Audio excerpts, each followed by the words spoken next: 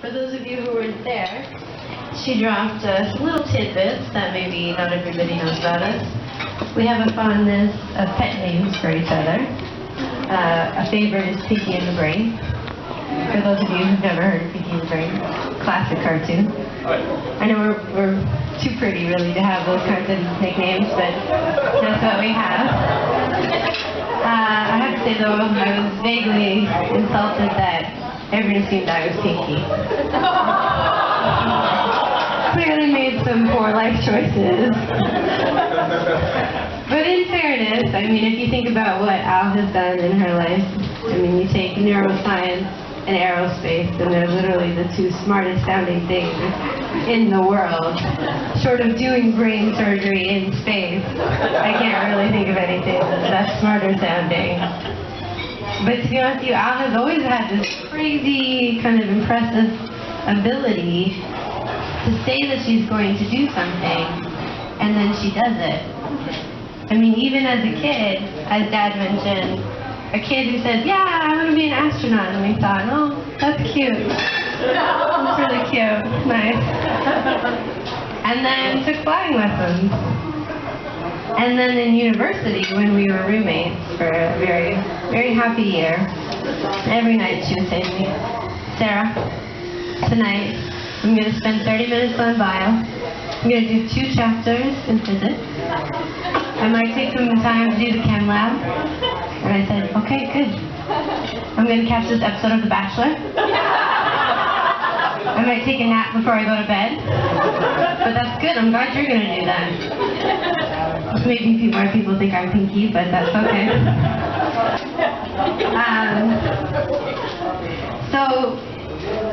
So then at some point Al said to us, you know, I think I'm going to go to space camp. And we thought, Space University, sorry. Right, no, Space University. Same thing. Yeah. And we thought, okay, sure, that's nice. We should go do that. She then said, you know, I've met someone 3 weeks in, but we're going to be moving in together. We thought, yeah, that's what you do. Good. Good. But the fact is, when you pair that crazy ability to say something and then do it with this talent of hers that's maybe a little bit more subtle, because we always focus on her crazy intellect, but the fact is that she has a crazy huge heart, and it's buried inside a little baby body, inside baby lungs, but it's a huge heart. People are probably like, oh, we keep calling her baby. But as Dad said, she's very possessive of that name. And she gets aggressive towards other babies if you try to usurp her. So, you know, with that crazy big heart, her and Nate have become inseparable. Literally when so many things are trying to separate them. You know, you have immigration, you have jobs. But that's what brings us here today. So to Nate.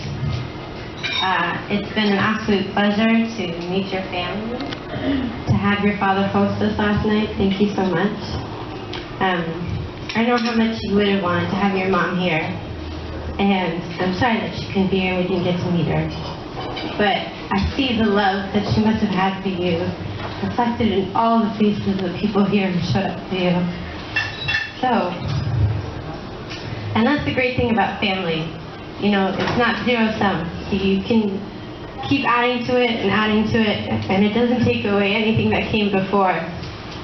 So you've now inherited some very opinionated Dudleys. I think there's some yips in the mix, probably somewhere in there too. But it's my great privilege to say something to you that Alix used to say to me, and it's weird that she used to say it to me, but be that as it may, I get to say to you, hey brother.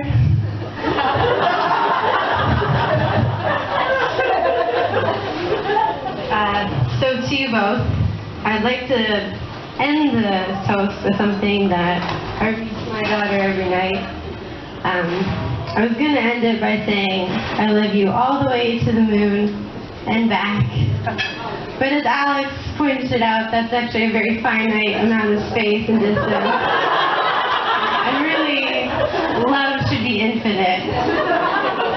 So, to Al and Nate, I love you to the moon and back, and then just a little bit more on top.